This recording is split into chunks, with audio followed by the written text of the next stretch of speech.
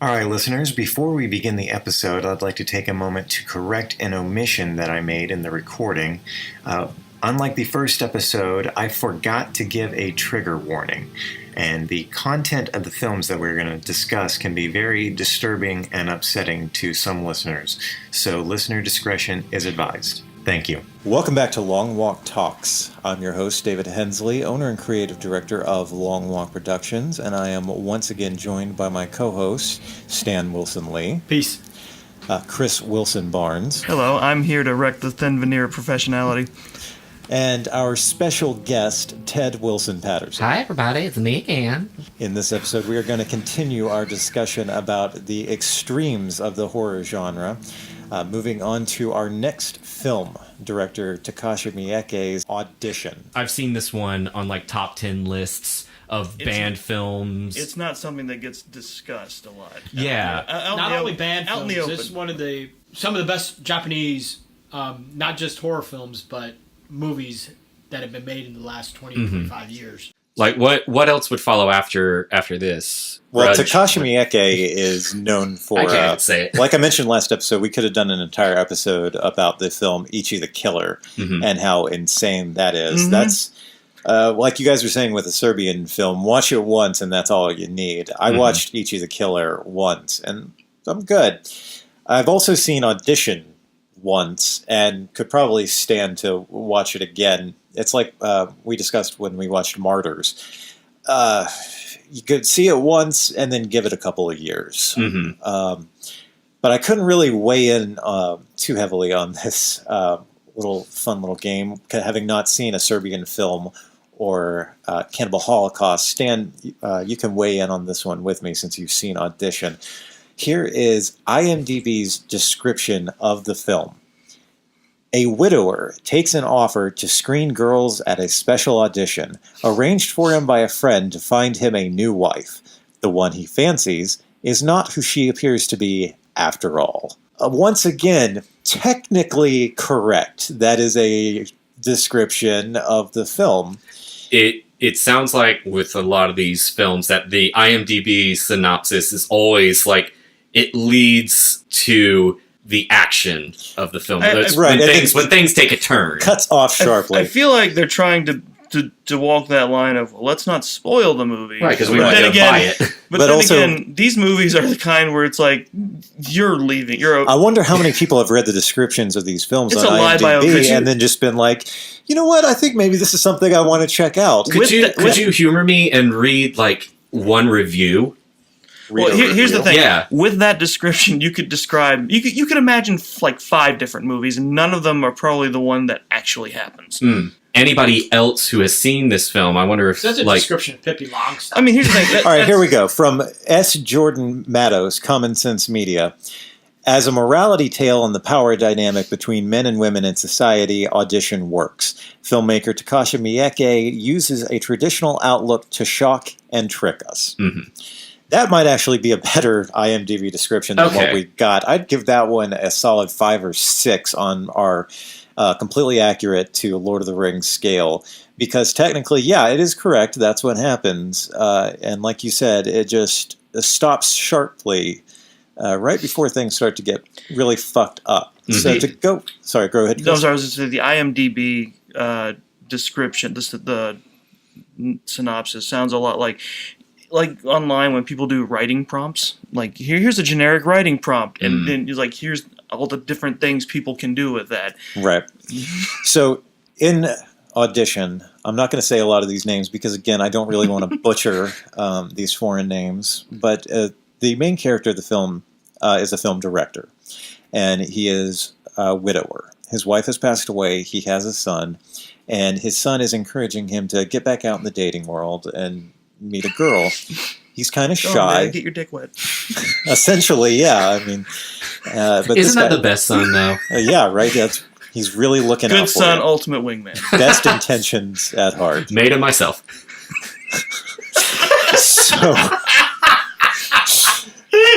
So this director, he's kind of shy, and he gets a friend of his who is a producer to help him out. And the producer has this idea: let's hold some fake auditions. We're going to make up a film and hold auditions for females for this made-up role, and you get to pick whoever you cast is someone that you might be interested in dating.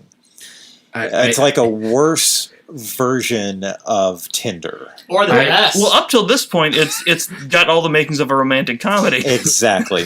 So when I think of this film, it reminds me, in terms of plot structure, a lot of From Dusk Till Dawn, in that halfway plot switch sort of thing. The first half of From Dusk Till Dawn is a heist movie and a getaway movie. Yeah, very good call. And then it takes a turn into a vampire movie. Audition starts out very much like a romantic comedy might. Oh, here's kind of an awkward scenario. Here you've got a shy guy. He has trouble meeting girls. He's still sad about the passing of his wife. Let's put him in this humorous scenario. Some might call it humorous, where he's auditioning girls without them knowing about it, without their consent, to possibly be his girlfriend. It starts to get a little weirder the more you go into it. So I'm just overthinking this, but so the film that they're thinking, the film, quote unquote, it's not going to happen. No. There is no film. They are auditioning these girls. They were going to be like, Okay. oh, the movie fell through, but hey, are you doing anything? I think that was the Essentially, that's the director's idea. Is he's going to be like, the movie fell apart. We don't have this role to offer you, but why don't we go out on a date and see, if we hit it off? It'll be a hilarious How We Met story. I just think like, well, that's a waste of time. You could at least kill two birds with one stone and make something. And actually make something. I mean, like, but that's just me. Now, this film was released in 1999. I feel like this is not the sort of plot that would go over very well today, for obvious reasons. Yeah, that was the first thing that popped into my head. Oh yeah, it's just like deliberately keeping these poor girls in the dark. Well, I think it's like a bit too on the nose as well. I'm like, it's a solid relationship built on lies. It's like, I'm sure that this is some woman's true story. Oh, almost certainly. Yeah. The thing is that's part of the reason for the midway point plot switch, that it goes from that comment about a hyper masculinity, having the power and the ability to be able to be this manipulative and in setting up a situation where this is how I get a date, and I can do that because I'm a dude in Japan. Yeah, and I'm a film director. My friend is a powerful film producer. It's very Weinsteinian. Exactly, and so, but Weinsteinian. Frankenstein. When the switch happens, the dude is nowhere near in power. Oh no, no. The female protagonist, because I would say she is the main person in this film. She takes it all.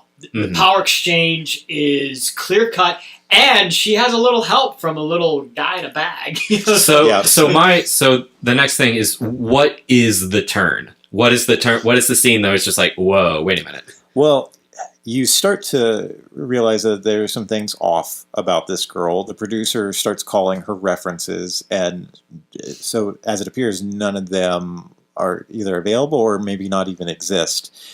The turn for me, and the point at which one of the most disturbing things I've ever seen on a film, and I've seen a lot of disturbing films, a lot of disturbing imagery, this scene was devoid really of any blood. There are no creatures popping out and trying to kill someone. After these auditions happen, you see this poor girl, this actress, is sitting in her barren, empty apartment. All she has is a phone.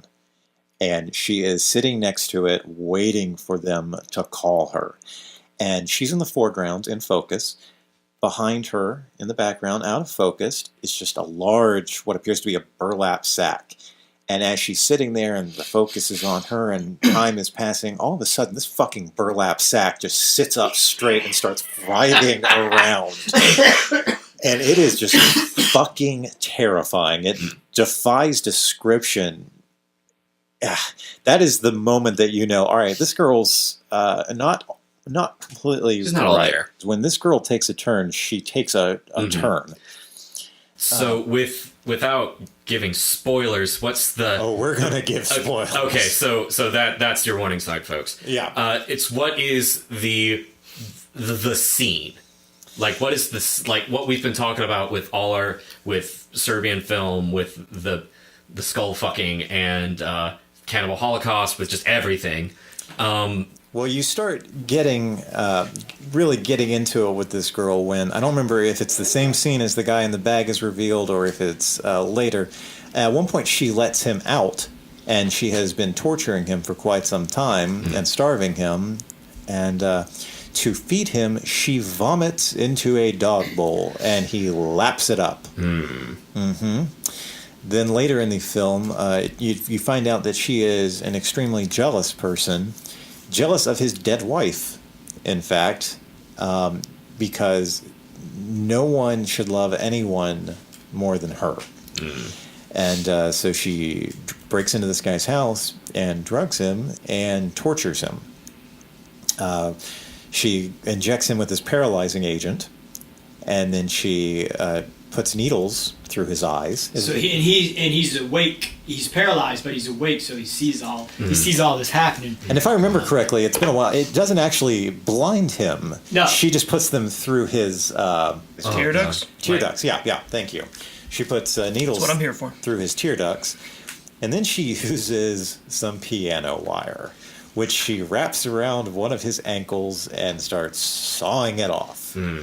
So yeah, this whole film culminates in the director's son comes home. He scuffles with this crazy lady and ends up pushing her down some stairs and killing her. Yay! Yeah.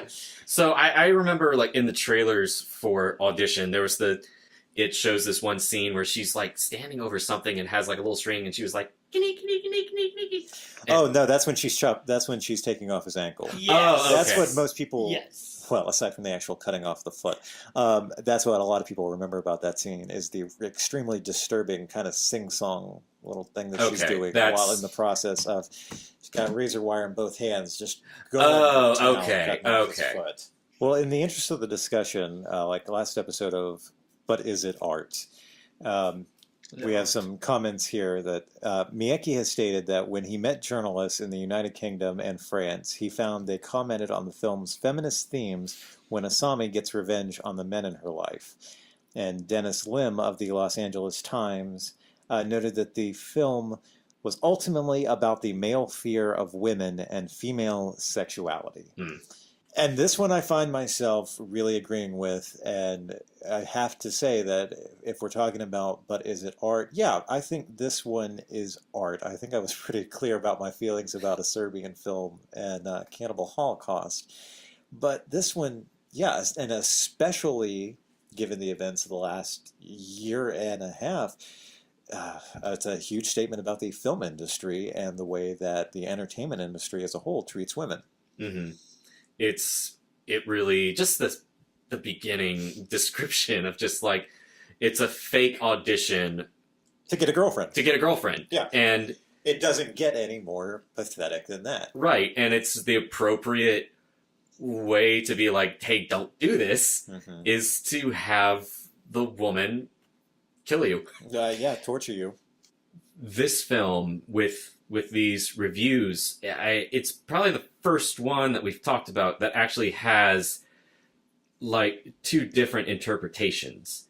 I feel it's like, because the first two that we talked about with Serbian film and Cannibal Holocaust, it's that it was really pretty straightforward that this is a political statement. It's a political statement, and also that it was just too much to take in, that it's just people didn't really get a chance to look at it, and that's at the director's fault. But with this film, it's just interesting to hear the two different sides of the same coin, where that's something that is commendable. Well, a guy could easily watch this film and go, well, Jesus Christ, this director just he wanted a girlfriend. His son just set him up so that he could move on and be happy. And then here comes this crazy lady who is jealous and tortures him. And then you could also look at it as here's a girl who has been taken advantage of by the entertainment industry, getting revenge on somebody who had every intention of taking advantage of her under false pretenses. And I think that is brilliant. Yeah. And that so far is just why Audition is internationally acclaimed. Mm-hmm. Because it is more of it's just a better story of a cautionary tale of just like, be careful who you involve with, and just like, and don't take advantage of people. Yeah, and just don't take advantage of people because you don't know who they are. Chris, thoughts? Oh, it sounds like a remarkable film that I'm never going to sit down and watch. Like the other two. It just doesn't interest me. But this is the first one where you actually give a positive reaction, really. I mean, I don't begrudge anyone who watched the other ones for any reason. This one is also more a straightforward movie. Right. This was just a more straightforward, more mainstream, I should say. Mm-hmm. Where it's extreme and it's harrowing, but it's less what you were talking about before with the sensory overload of of the other two movies from previous. And this one is more. There's some gore. There's some gore in it, but it's mostly psychological horror. Mm-hmm. Mm-hmm. It's much more subtle. I'd say it's even parts psychological and straight up torture, body horror. Right. But that dude eats vomit. Yeah, and it's just another dude gets his foot cut off. And but it's just that this with Audition, it knows when to let the audience figure things out, right, and breathe. And it's like what you said with like the bag that just stands up. Mm-hmm. And then it's like, we'll come back to that later. I said this off mic, and I come back to it. It's just the other ones are sensory overload in the sense that it hits you, bam, bam, bam, bam. It doesn't give you a chance to. And that's, I think, what makes a more effective horror is something terrible happens. You have a minute or you have some time to recover, and you think you're okay, and then you get hit with the next thing. Mm-hmm. Right. It reveals of what that first thing you saw was. Yeah. And it gives you, you kick a guy in the balls, and he's hurting. If you kick him again immediately after, it's not going to hurt as much. Mm-hmm. You have to let him It's recover a little bit, and then stomp him again. Any final thoughts, Stan, about Audition? Audition is actually one of those movies. It's one of my favorite films of, God, I guess it's almost 99, so definitely 20 years. Mm-hmm. Probably in the last 25, 30 years. And definitely as a sense that because of Audition, I got to see Happiness to Cutter Curries. I got to see Each the Killer. I got totally... Miyake became a huge favorite of mine really fast, really quick. Because I had Miyake in my life, I also got to have Jang-woo Park and Ki-Duk Kim and which goes all the way up into recently Chris Evans and Snowpiercer, which is a fucking phenomenal movie that is totally Asian, I still need but to with see Captain that. America. But with Captain America. I still need to see and that. Tilda Swinton. It's so good. It's a great movie. Yeah, check it out. And all that stuff. indeterminate origin. All right, we have discussed Serbian films and an actual Serbian film. We have discussed Italian horror, and we have discussed Japanese horror. For the last two films that we're going to discuss, we're moving on into French horror, to a film that Stan and I have spent a lot of time arguing about. The film is High Tension, and according to IMDb, best friends Marie and Alexia decide to spend a quiet weekend at Alexia's parents' secluded farmhouse. But on the night of their arrival, the girls' idyllic getaway turns into an endless night of horror. It's true. I mean, yeah, technically, of all the descriptions we've heard so far, that one is the most on the nose, probably. Yeah. So, well, I mean, that's how you draw in the generic horror fans, so you can get them to sit through the twist. Mm-hmm. 3/4 of the film, actually more than 3/4, about 95% of it is a straightforward slasher film. Mm-hmm. These poor girls are at one of those parents' house. They go to bed. There's a knock on the door. A killer shows up and starts slaughtering the family of one of these girls. And so it becomes a cat and mouse game of the two of them having to get away, and then one of them gets captured, and the other one gives chase, and some people die along the way. Mm-hmm. It feels like you're just with that. Is that really, or is there something you're leaving out? We get to the twist ending. Okay. In which we find out that Marie, the main character, the character whose parents' house the two of them were staying at, Marie has been the insane serial killer this entire time. She is a deeply in the closet repressed lesbian in love with Alex and murdered her entire family, kidnapped her friends, staged some kind of car chase, gave chase to herself in a different car, ran herself off the road into the woods, fought off herself. This is where the movie goes off the fucking rails. You didn't even include the big whatever that shit thing is, the sandblaster. The concrete concrete saw. You lost me at giving chase to herself. Yes. So they end up, Marie steals a car. The serial killer, at this point you don't know that Marie is the killer. The serial killer kidnaps Alex, throws her in his truck, drives away with her. Marie gets a car and gives chase to them. And she's chasing this killer down in his truck. She tries to do some car foo with him. He runs her off the road. She engages into a fight with him. And then all of a sudden we see things from Alex's perspective, which is just fucking Marie there. It's a very Fight Club experience. Okay, so it's revealed that... Okay. Because what you're telling me, it sounds like a Scooby-Doo villain is revealing the plot of like their whole scheme, and they're doing it poorly. And it's so what was the motivation for her doing all of this? Is because she's in love with her best friend. She's in love with her best friend. How did that translate to murdering her family? But she's also the killer because you have, before they get to the house, you have the killer in the van. Oh, in his truck. So one of the first scenes of the film, we see the person who will go on to be the serial killer that we are presented with before the reveal. Okay. Sitting in the bed of this enormous truck that he's in. And it appears, the way the shot is framed, that he is getting a blowjob in the driver's seat of his truck. And really getting into it from the looks of things, and then all of a fucking sudden he lifts up a severed head and tosses it. Well, he's finished. Well... Okay, all right. You're not wrong. So... He tosses a severed head out the window. It's more necrophilic. So where did that come from? If Marie was the killer this entire time, where did that scene come from? And does that kick off the alternative? This is while Marie is at the house with her friend Alex. But it happens before they get to the house, because then it switches to the scene of them driving to the house. But the thing is that, remember, all this is in What's-Her-Face's head.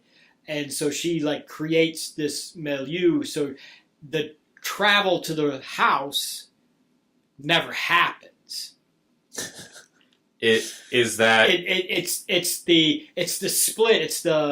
It's the mental split that she's given, that she's created this fantasy life with her and her best friend. Right. I'd be willing to accept that, and I'd be willing to go along with this Fight Club-esque alternate personality. Secretly, she's the one that killed her family and all this. If it wasn't for the entire chase sequence. Who was driving that other car? It's not like that car disappears when they get to the woods. A lot of that is just Alex's point of view that she assumes that when she somebody tries to run Marie off of the road. So who is driving the other car? The truck. There is no other car. The truck is just what's her face manipulating the truck, and because when she goes into the back of the truck to say everything's okay, well, when she does catch up to the truck, but Alex, that's when she's saying, "No, stay away from me, I'm gonna die," and she's actually saying it to the killer, who is what's her face, Marie, and because Marie has always been up at the front, so she knows that it's Marie, and so that's why she's actually scared. She's not scared of the killer that we had thought it was. She's actually scared of Marie, and Marie's actually run the truck off the road herself. The car chase is just another part of that split imagination. So that's and granted, all this stuff is to set us up for that reveal, and that's why we have to have the suspension of disbelief, is so we can just say, that was awesome! Oh my god, I can't believe it's that's awesome! And so it's like, but unfortunately, you took all the previous stuff to the reveal as it's there, so it's like it makes it harder to take when the reveal happens. But I thought it was a blast because she comes. Not only does she comes and she's mad because Alex has denied her, but she comes with a big concrete saw that's like 40 feet long, and fucking saws the car in half and saws a dude basically. Saws the dude in half. So So throughout this film, there are particular scenes where it later is not explained. Right. It's like we can only assume it was this disturbed woman's imagination. Yeah, that's why it's only 90 minutes. It's only 90 minutes? It's only 90 minutes. It felt like 3 hours. No, it doesn't. It's high tension.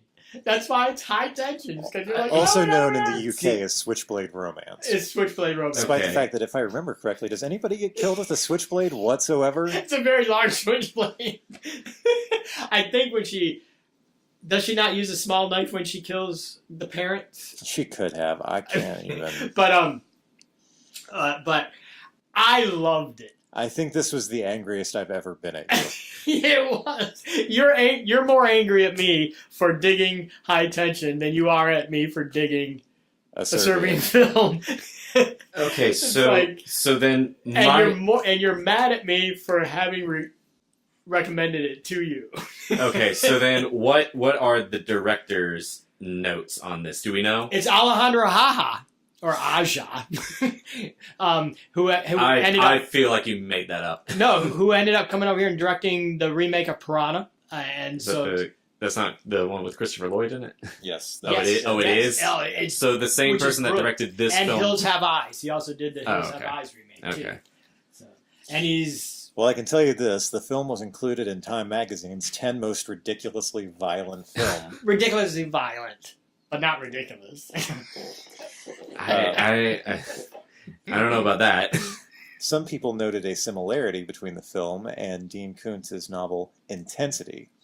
The director acknowledged that he had read the novel and was aware of the similarities. On his website, Koontz stated that he was aware of the plagiarism but would not sue because he found the film so puerile, so disgusting, and so intellectually bankrupt that he didn't want the association with it that would inevitably come if he pursued action against the filmmaker. I cannot find on here anything from Alexander Aja. Dear film nerds, I don't know why I said Alexander. I know it's Alejandro Aja. Please don't email me and yell at me. Thanks. About his intentions. So it just feels like it was a bet. Basically. So it's just Roger Ebert awarded this film only 1 star, opening his review. The philosopher Thomas Hobbes tells us life can be poor, nasty, brutish, and short. So is this movie. He added that the film had a plot hole that is not only large enough to drive a truck through, but in fact does have a truck driven right through it. I hated this film. I don't know if I've made that explicit. I feel frustrated thinking about this film. That is the correct feeling. Loved it. Of course you did. And I saw it because Katie recommended it to me. So. Wait, what? My wife, Katie? Yes. Because this predates knowing her by... But she had seen it. It was this. You showed me this in like 2008 or 2009. What? No. You let me borrow the DVD before I What? even moved to LA. Maybe I thought because discussion of this with Katie. She recommended Martyrs from it. I feel like it's just another one of those movies where the number of times you watch it is to see other people's reaction to it. Yeah. And just like to see other people's interpretations. If I were going to watch it again... It is a discussion movie, sure. But What's the on discussion? the other... It sounds more like an The other- argument piece. on the It's just other- like, this starts a debate. That's what this what's does. different from the other films that we've discussed is that it's just so much fun. This is actually a fun movie. The killings are fun. And if you go in not worried about overanalyzing it or dealing with it, it's just a great time, man. It's a great time. It's high tension. You are dangling on an edge at the time. But maybe a second time or third time watching it, maybe not so much, but because but I watched it a second time and I thought it was just as much fun. If I were to watch it a second time, it would only be to pick out how much bigger that plot hole can get. But yes, but of course it has plot holes. It's a horror movie, and it's a serial killer movie, and it's a split personality movie. So all three of those together, yeah, you're gonna have huge motherfucking holes. I don't know what possible moral can be gleaned from this film. Don't fuck with some people. If you have an unrequited crush on your best friend and you're Same-sex feeling best some friend. sort of way about it, murder your entire family and try to murder her. But see, that wasn't necessarily her. It was her other that was doing the killing. Because she, as Marie, loved Alex. But it was this other part of her that wasn't so in love with Alex that was doing all the... And Marie was actually trying to protect her from the killer. And, and it's like... So all her ideas and sympathies for when her parents get killed, it wasn't Marie. I feel like we're beating a dead horse right now. No. This is one of the funnest movies ever made. That's all I have to say. I mean, it's hilarious, and What? it is hilarious. It's funny as fuck. There's a lot of funny shit to it. Oh my god, this says so much about you that I don't want to think about. Chris, your thoughts? Yeah, Chris, let's sum up this, your feelings about this film so that we can move Please. on. So I need clarification on a couple of things Okay. Let's that see. I've been thinking about I agree with Chris. I would like some this clarification as entire well. time. So when Marie's family is getting murdered, what is Marie seen doing? Hiding. By And- herself? But Marie's actually gotten out of the room and is down By herself? She's kind of That's just how she's Okay. able to tell. Nah, okay, Alex. so that explains that to me. So when so I know the movie doesn't show you, but I am trying to imagine what is happening as she's acting this out or doing it as the quote unquote killer. Is she just stock blank, not not reacting to anything, or do you think she's actively acting out these things? Or is she doing I like to imagine there are deleted scenes in which she's driving this Yeah. truck and then Yeah, popping over to the passenger seat, pretending that she's driving another car. right. And see, that's where I was just That's like, what I'm trying to figure this out. So she, yeah. So I mean, honestly, even without all the murder, I think Alex would be justifiably frightened. And to watching her Well, friend she going, is. That's one of the high tension parts is So- because Alex is like watching her that's friend one of the parts of high multitask. tension. right, but then it's like she Oh, does, that's why it's called high tension. Oh, okay. she doesn't see the chase sequence, so it's like All she sees is her best friend running losing back. her mind. Do you think? Do you think Alex is scared enough that Yes. Marie is driving the car with Alex in it. She's terrified. Marie stops that car, runs back, gets the other car, drives There it is up. no other car. Drives it up. No, there's When I was clearly another car. When I was a freshman in college, my freshman roommate was playing GTA Vice Yeah. City Right. and trying to do the thing where you find all of the cars in the game and take Right. them back to your garage. Right. So literally, I watched him one night.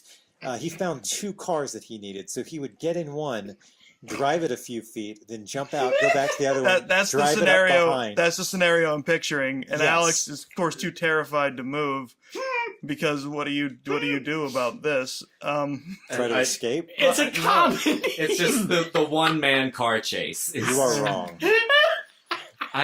And that is just going to keep me up tonight So- because I'm trying to figure out the logistics of everything that's happening. And that's why it's such a great movie. So No. it's just like the moments where she's going back to the other car. The passenger it must be looking at either so terrified or she sees something so fascinating that she can't and she, turn and See, her I just head didn't- to I see didn't this. worry and she about gets the car this. close. She gets the car close and she runs out going, just let it I'm flow coming, over Alex. me." I'm going to save you. And then she hops in the car and she's the killer again. She's like, get your fucking head down. And then she drives No, off it again. doesn't It's do Clark that. Kent in the glasses. You don't know that. She's an unreliable narrator, so you only At see what best. she's. Yeah. So I don't know why she imagined the guy getting roadhead from a decapitated corpse. She meant it was one of her victims, so Right. she was giving herself. Okay. that, but it was in the mind of the other. That's what she was imagining The her dark other passenger. self was doing the whole time. Yeah, so like with that scene, that's where I was just like, okay, so that's never addressed. So then as we are seeing this person do this action, she is in the house. Yeah, She's at the riding- very least, her and she's her and riding her- Alex are on the way to her parents' house. So they're on their way The- to the parents' house. the So sequence in the van with the decapitated head is actually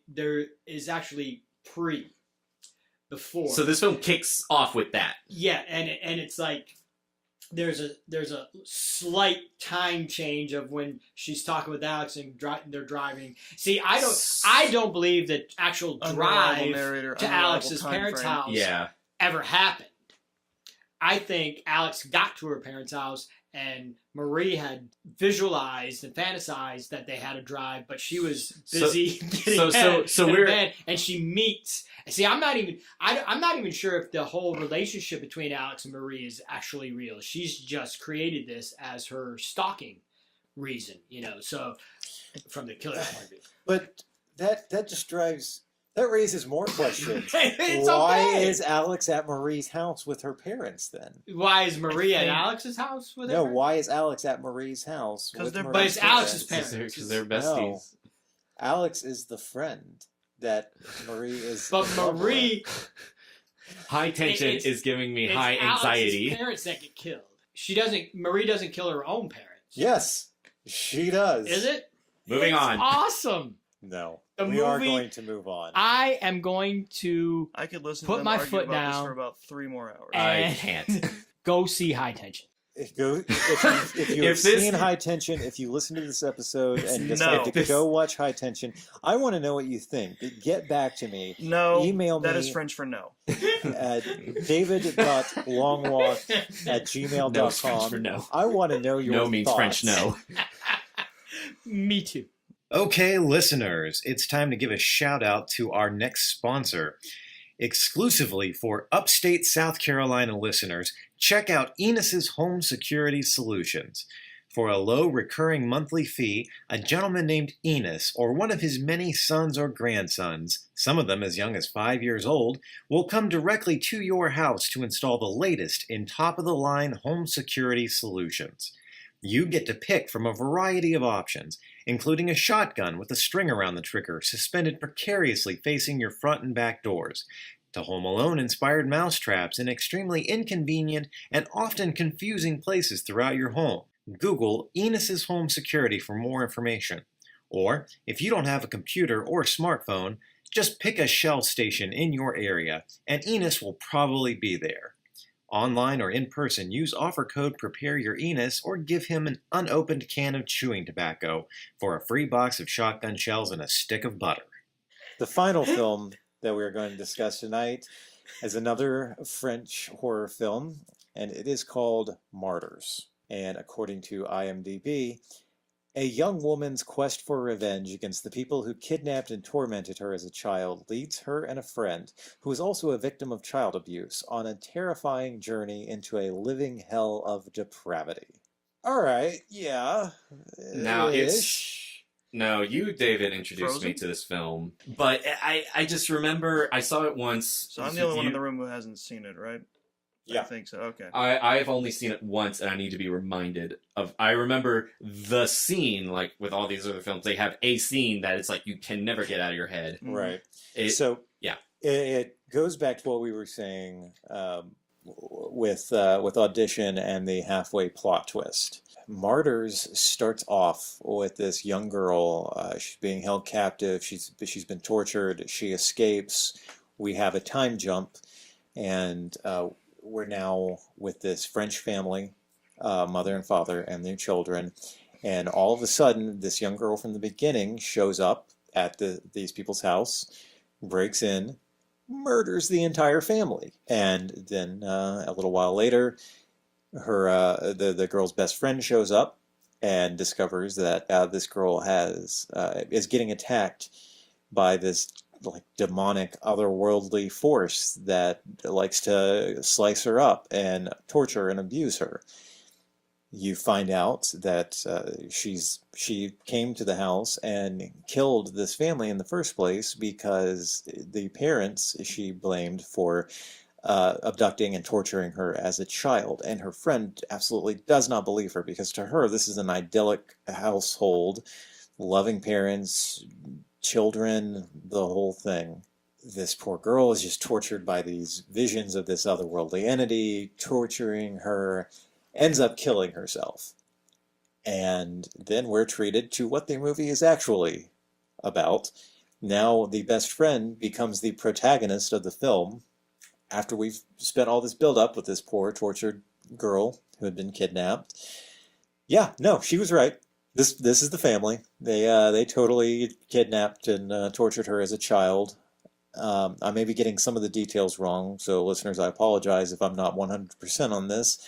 But the germane point is the best friend finds this secret entrance in the house to a holding cell, to a lab, where another woman, an adult woman, has been captured and is being held and tortured. The best friend tries to free this woman that she finds. People show up out of the blue, murder the victim that she tried to rescue, and then take her captive. And what you discover is that this is a cult of people who do this to... if I remember correctly, it's pretty much just women. I don't remember there being any men that they... Like I said, I've watched this once, and I've watched it twice. I watched it once with Katie, once with you and Zaid. And it's a film you got to put a couple of years between you and it.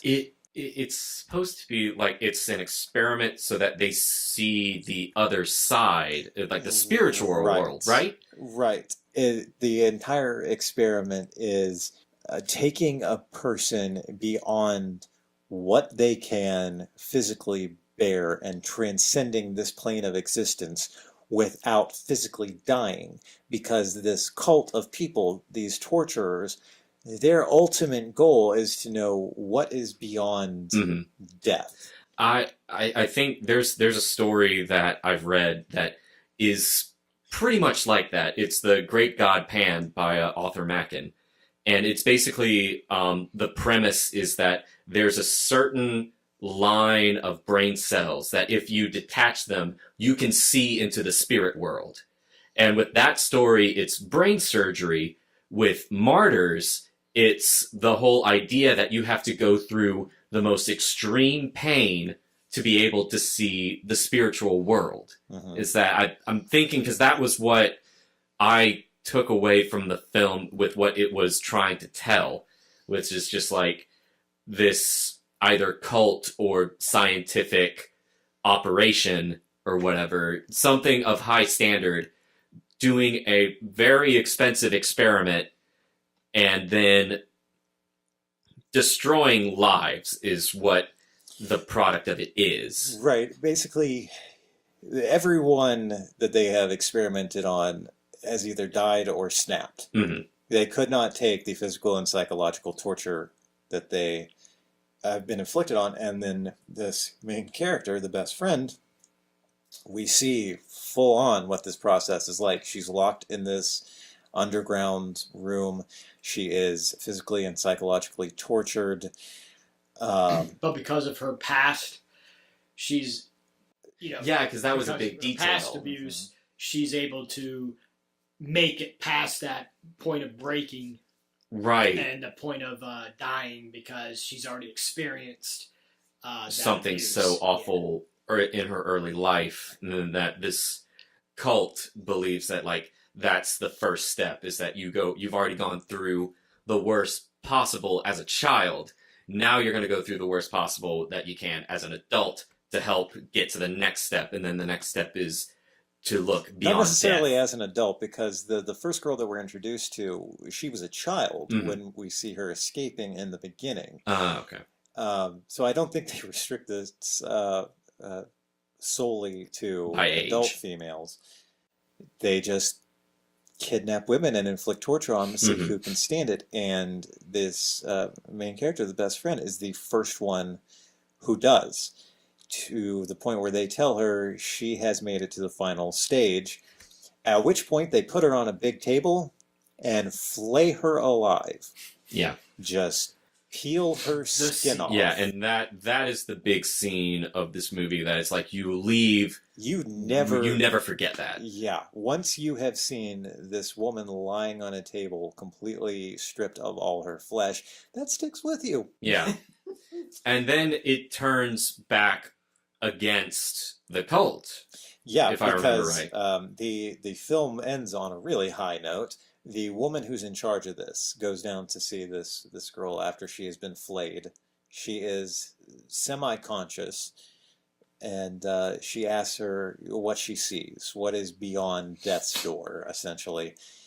And all of the cult members have gathered at the house of this family. They are all there to see what this girl has to say, what she has seen in the great beyond.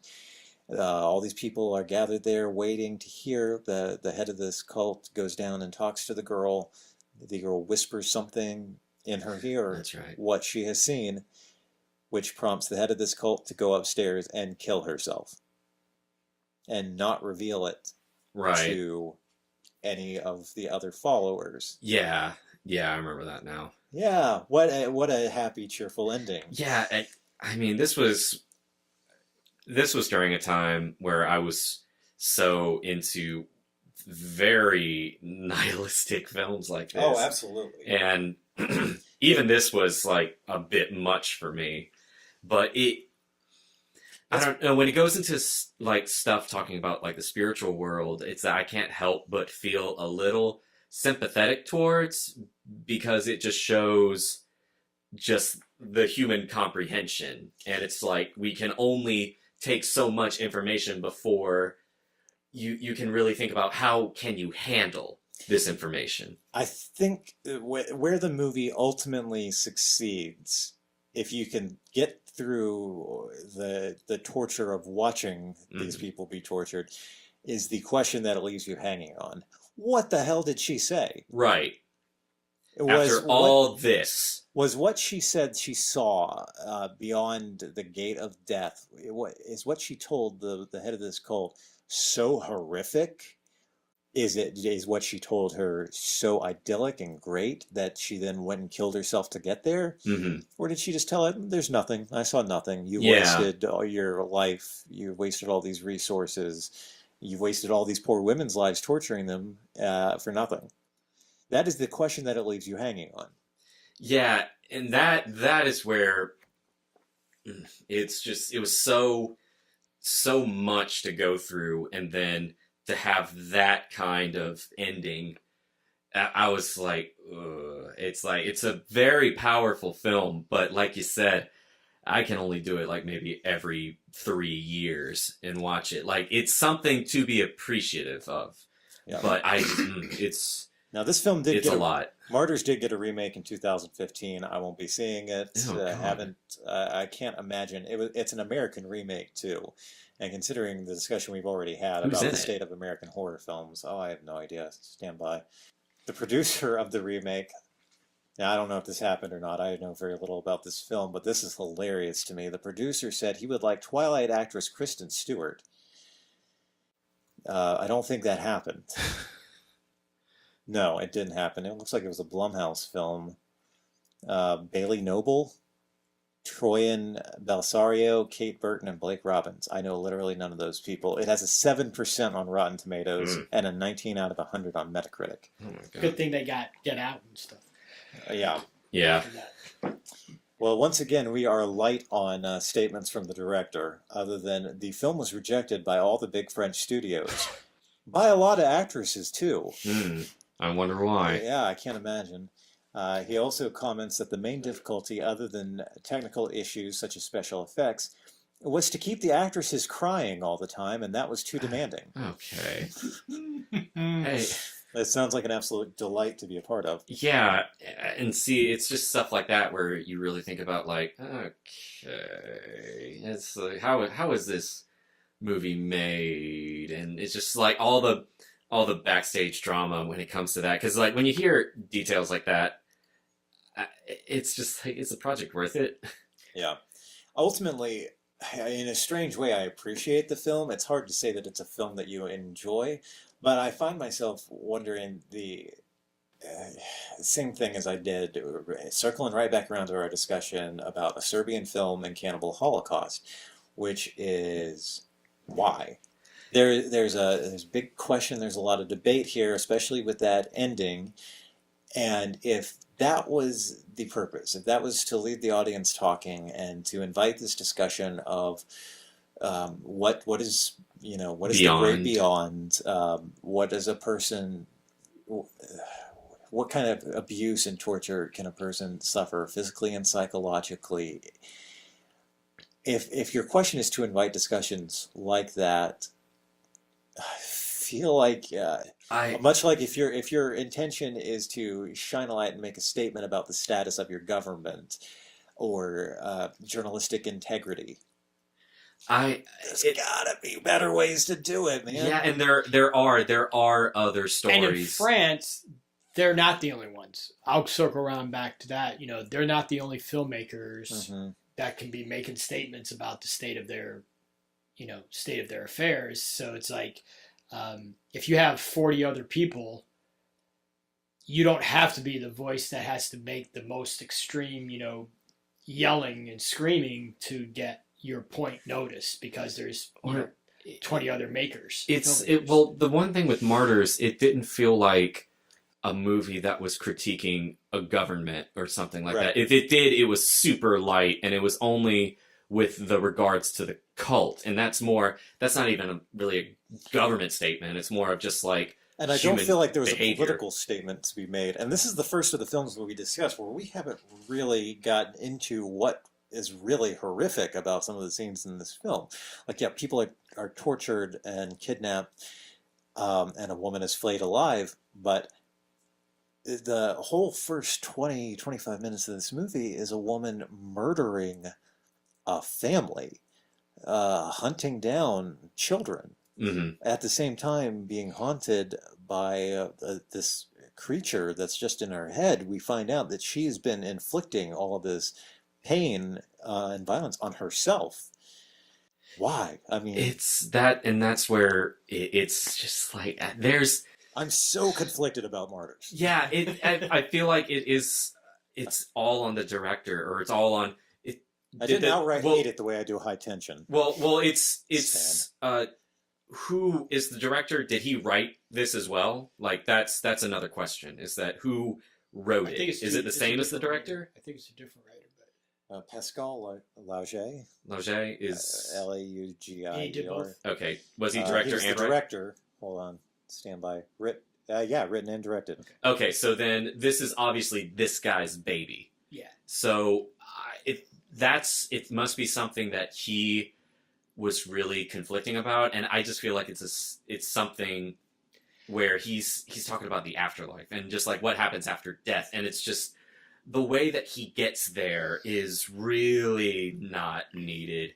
There are a bunch of other authors who have said the same kind of thing or dived into that big question of what is after. Like I said with author Mackin, he's got a plethora of like spiritual horror that is much more subtle than that, and it's more of like what you see, and you ask yourself, did I really see that, and is that really there? And it's like with Lovecraft and Algernon Blackwood, it's all stuff that it's like you only get a glimpse of it, but the real horror is that you can't grasp it.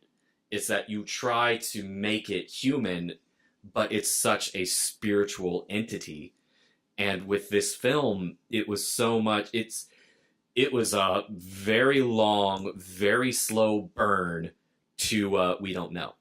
Yeah. I mean, basically. And it's just there are other ways to doing that instead of torturing people and murdering an entire family, to bring up that question of like what is after. And this film, as profound as it is, it was unnecessary. A lot of stuff in it was very unnecessary because there are plenty of other people, plenty of other talented writers who have told and asked that question, and they have done it in a much more But then we're bearable. talking about Martyrs and not those. Right, and that's why the film is called what it is, because then it's like it's a different take of just like, well, how do we get there? And his take on it is that, well, wouldn't it be interesting if the way to see the spiritual world is going through the worst pain imaginable? Or in a more general sense, enlightenment comes from suffering. Right, yeah, and it's that exploration of enlightenment. When I saw, I didn't enjoy it as much as a lot of people did. Enjoy's a strong word. Well, you know what I'm saying. I didn't. But you found High Tension funny. I so thought don't know High what's going Tension on was anymore. hilarious. Well, it's High Tension's also just an hour and a half, and how long was this? Was it the same? It's like hour 45. Yeah, I or feel like something. it can't be too much longer. 94 minutes. 94 minutes? Okay, so 4 minutes extra. 4 minutes extra, murder. Katie loved it.